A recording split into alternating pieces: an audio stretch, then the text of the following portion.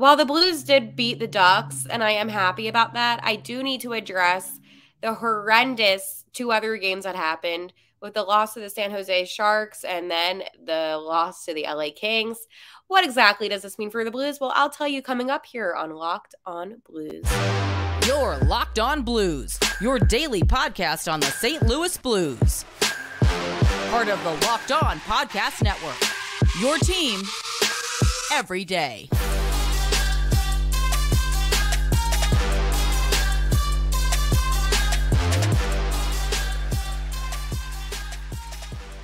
And welcome back to Locked on Blues. I am your host of Locked on Blues, Haley Taylor Simon, talking to you all things St. Louis Blues, here a part of the Locked on Podcast Network. On today's episode, I will be talking to you about the Blues' weekend in California and how it just was a big, big mess. And at least there was a bounce back, but it was a lot. Also, I get a lot of people saying to me that they want Coach Berube to be fired, but do you actually want him to be fired? And then, of course, is there a downfall of Jordan Kyrou? Why will I be talking about this? Because, again, this is something else I get a lot of comments on, and I am so sick of certain players being bashed when every single player goes through some rough moments. Today's episode will be a jam-packed one, but a good one and a fun one. Today's episode is brought to you by Sleeper. Download the Sleeper app and use promo code LOCKEDONNHL to get up to $100 match on your first deposit. Terms and conditions apply. See Sleeper's terms of use for details. Okay. St. Louis, hello. I hope we're doing a little bit better. So obviously on Friday's episode, I did talk about the 5-1 loss to the San Jose Sharks. Okay. Nothing would have prepared me for Saturday night's loss against the LA Kings. I did say all along I thought they were going to lose, and they being the Blues, I thought they were not as a strong team as the Kings. I thought the Kings would outskate them.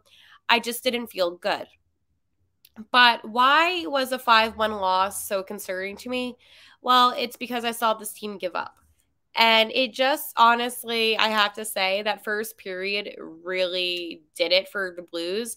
When you're down 4-0 after 20 minutes, I can't even imagine the mental strain it puts on the players of the opposing team. And that's exactly what happened. That first period was honestly the most torturous thing I've ever had to watch. Just to give you a little bit of a rundown, about 2 minutes in, the Kings get a power play goal, and then 20 seconds later, the Kings get another goal, and then about, with only 7 minutes remaining in the period, they get a shorthanded goal, and then just a regular goal 2 minutes after that. So it was a quick 4 goals for the LA Kings. It was a lot. Okay, I will say that. And then in the second period, the Kings were able to score again, which made it 5-0. And then Jake Neighbors was able to score in the third period, giving the Blues at least 1 point, so it wasn't a complete shutout. Oh, man. Okay, wow. So that game, it was really difficult to consume. I think as a fan, that was the most frustrated I've been this season. Not even with the Sharks loss, because it was more just disappointment. This one was extremely difficult to watch. And Shen said it after the game. He said, it plays a mental toll when your team is down 4-0 after 20 minutes. It's really hard to get your mindset back to what's right. And, I can't imagine. I feel like being down 2-0, even 3-0, at least you can see some hope. But when you're down 4-0, you just know in the back of your head, okay, we're going to need to score 5 goals to win this. Now, personally, I would go with the mentality of, let's just get something on the board. So I'm happy that Neighbors was able to do that in the third period. I did watch the full game. I don't give up. That's the thing. You could be down 7-0 and I will still watch, just because in sports you truly never know. So the Blues, realistically, could they have made a comeback? Absolutely. You have 40 minutes left to play. But the team, they even said in that second period, they just felt like they played better, but it was just hard to battle back. And I can understand that and appreciate that. I think that's a very normal response, and I can't blame the players, right? I can't say, oh, well, Robert Thomas, what was he doing? But you can't do that. I think that game was just doomed after that first period. And sure, they did put some more effort in. I mean, they were able to keep the Kings away from scoring, except that one goal in the second after that horrendous first period. But all in all, I mean, what do you think? Do you think that the Blues gave up in that game? I mean, I have a hard time saying that because they did battle and they were, playing hard. I just can't even put into words and what exactly went wrong. But that was my biggest takeaway from that game. I mean, the Blues, they had 30 shots on net. The Kings had 31. It just was not a good game for St. Louis. And that was the problem. It just ended up being this game where it just went down the hill fast and fast. And the funny thing is, and this is something, I don't know if I've ever addressed this on Locked On Blues. Obviously Jordan Binghamton was in net. And he's somebody, especially in the past, and by the past, I literally mean last season and all the seasons prior, he gets very emotional on the ice. And he's not afraid to show it. He's not afraid to get a little bit scrappy. And that was one thing I was concerned about. I'm like, oh my gosh, is Benner about to fight someone? Because that is a tough game to go down by, 4 in the first 20 minutes. So I was surprised more than anything not to see him lose his cool. So I was proud of him on that one. I know that's not something that's like normal and like that shouldn't be said. But that's truly how I felt when it came to Binnington. It was literally just the fact of I'm surprised he didn't lose his cool. Robert Thomas did say, though, it starts with us leaders. We've got to step up. We've got to play better, and it falls on our shoulders. This is the thing about Robert Thomas is that he knows accountability. He knows when to take accountability. And listen, the Blues, they didn't have a good game, but RT was not afraid to use his voice and say, hey, this is on the leaders. So Shen said, you're not going to come back on most nights against a team like that. That's dingy and plays with so much structure. So again, that's another thing. They can acknowledge the fact that the Kings have structure because they do not. I mean, they have structure. It's not like they don't, but the Kings were evidently the better team. Now, their game against Anaheim, that told a completely different story than the first two games of this California road trip. Jake Neighbors, yet again, was able to score for the St. Louis Blues, putting them up on the board. And I have to tell you, huge Jake Neighbors fan here. It was funny. I was actually going down this like rabbit hole today, if it is. And when Neighbors was a prospect, he went to the Blues game. They did like an April Fool's prank, and he was like banging on the glass. And it was just really funny. And, he is somebody that has just been so grounded and locked in, especially this season, to where it's just such a huge, I mean, obviously I'm sure he has his personality still outside of the, the games, but the focus and how much he's matured as a person and a player, I mean, it just shows on ice that he is somebody that's extremely locked in. So I just thought it was funny. I'm like, wait, this is a completely different guy than the guy I'm seeing on ice now. So I want to give him a little shout out on that. And then, can you believe it? The Blues got a power play goal. Yeah, Bushnevish. Okay, I see you. So then that made it 2-0 St. Louis in this second period. Oh, and did I even tell you who gave the assist? On Neighbors' goal, it was assist by Sonny. And then on Bush's goal, it was assisted by Kyrou and Scotty P. In the second period, Alexei Torchenko was able to get the Blues a 3-0 lead, assisted by Justin Faulk and Kevin Hayes.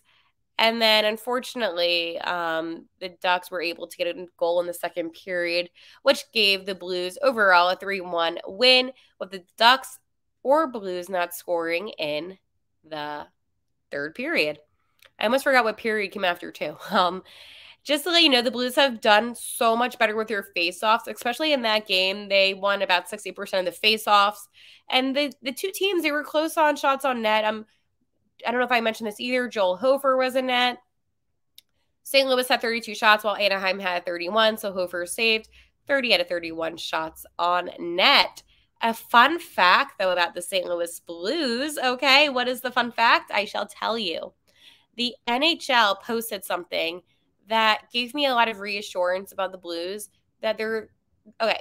So it is November 20th right now.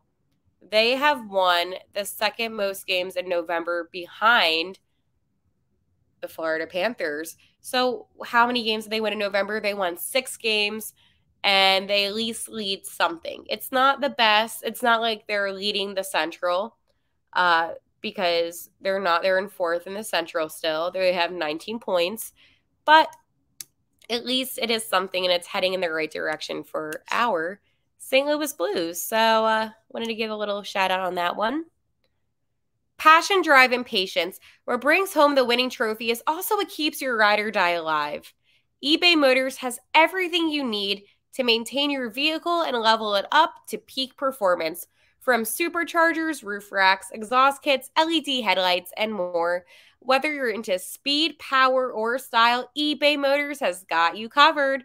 With over 122 million parts for your number one ride or die, you'll always find exactly what you're looking for. And with eBay Guaranteed Fit, your part is guaranteed to fit your ride every time or your money back. Because with eBay Motors, you're burning rubber, not cash. All the parts you need at the prices you want. It's easy to turn your car into the MVP and bring home that win. Keep your ride or die alive at ebaymotors.com. Eligible items only. Exclusions apply. eBay Guaranteed Fit only. Available to U.S. customers.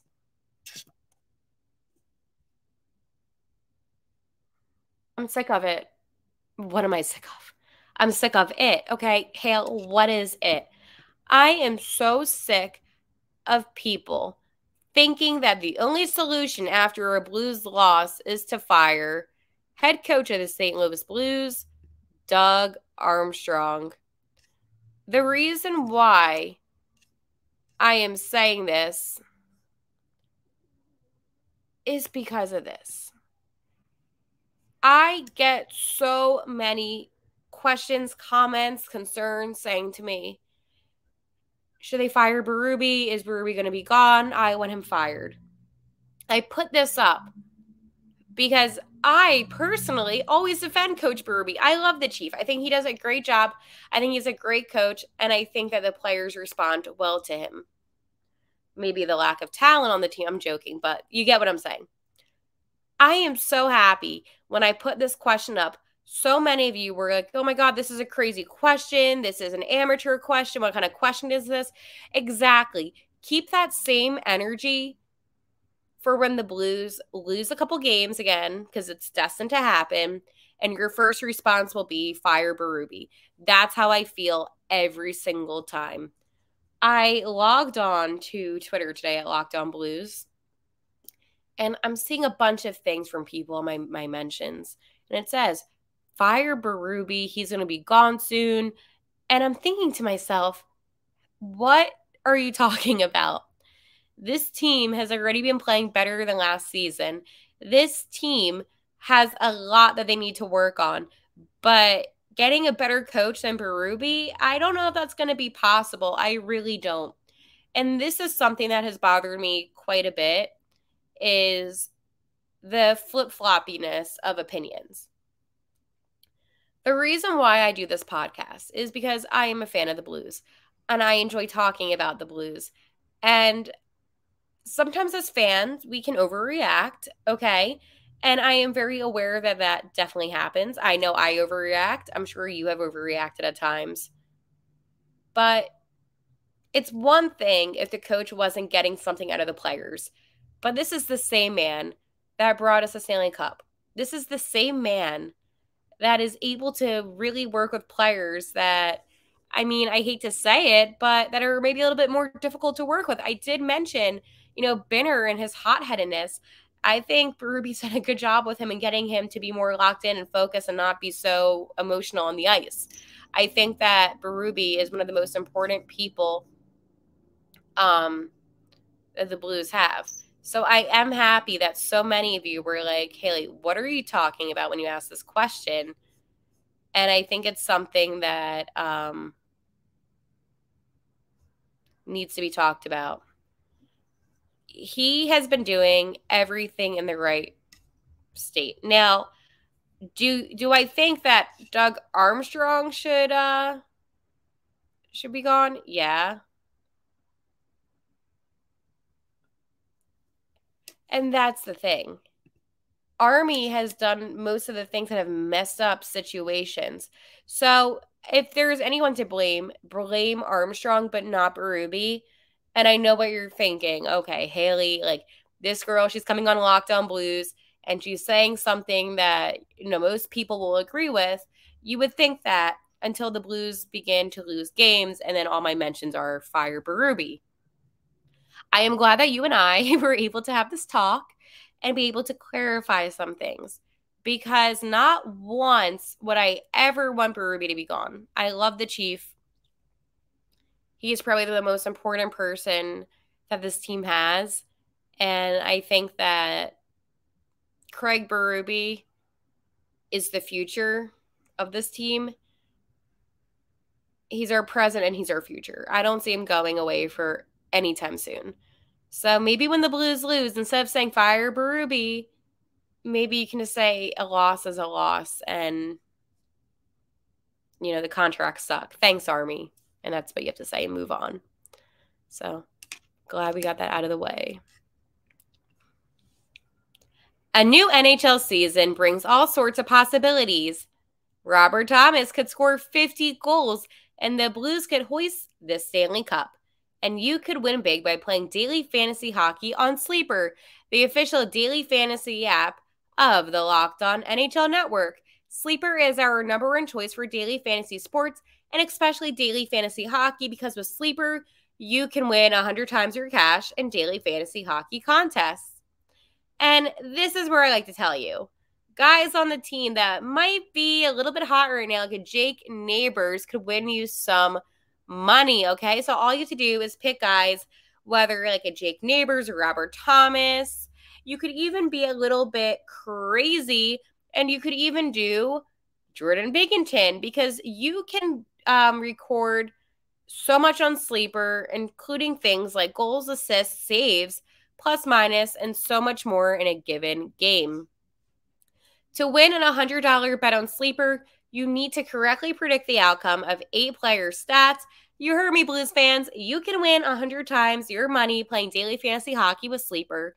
So start paying attention and get your picks so you can start winning big. Use promo code LOCKEDONNHL and you'll get up to $100 match on your first deposit. Terms and conditions apply. That's Locked On NHL. See Sleeper's terms of use for details and locational availability. Okay. Okay. So as we're on the topic of maybe we should stop bashing players. After I told you to stop bashing like a coach, former player, but this is what's going to happen now. The Jordan Kyrou slander needs to stop. I feel as if he's come into the season and he's been ridiculed non-stop, and it's really bothersome. Sure, could he be better? Absolutely. But at this point, you're going to have to realize that it is still November. There's plenty of hockey left. And I keep on seeing on social media, especially, why is he on the team? Trade him. He's useless. Well, he's not useless. He's a very good player. And sure, okay. This season, he has 10 points, 4 goals, and 10 assists. But that's okay. I'm not saying that's good. It's okay. And why is it okay? Because there's still so much time left. Who knows? He could go on a hot streak very soon. But one thing that I don't like to see is Okay, sure, he's made some mistakes where he's turned the puck over and things like that, but that happens. That is the nature of this game. That is what the sport is. It is a sport. It's not going to go perfectly. But all I see is just the bashing of Jordan, and it's been something that I also wanted to publicly address on social media. Because again, today's episode was more like, hey, let's talk. What's going on? So, where was my post about Jordan? Okay, so I asked, do you think the Blues should get rid of him? So, basically, this one was a little bit more close. More of you said yes than no. But this is the thing. He is somebody that gets hot, he gets cold, he goes up, he goes down, but when he is hot, he is hot. I do believe that he will be okay and that he will have a good season. I think that this has just been a slower start to his season, but I'm not concerned. He's still putting out the effort. He is still maximizing his opportunities on the ice. And he's also making really great plays. And while assists are not goals, he has 6 assists right now. He is benefiting the team more than he would be hurting the team. So I don't agree with anybody that's saying get rid of him.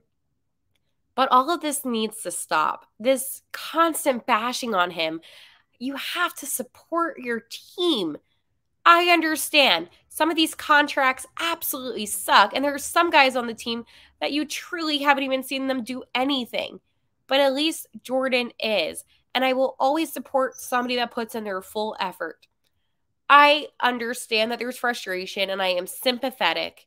I really am. But at the end of the day, there is only so much that these players can do. And right now, he is doing the best that he can do. And he will get hot. And when he gets hot, you're going to stop saying, oh, get rid of him, because he will be producing you some goals. And that's to make you forget all about this. Again, it is still November. Plenty of hockey left. I am not concerned. The Blues, they do play the Arizona Coyotes on Wednesday. So I'll be doing a little bit of a crossover episode with my friends from Locked on Coyotes.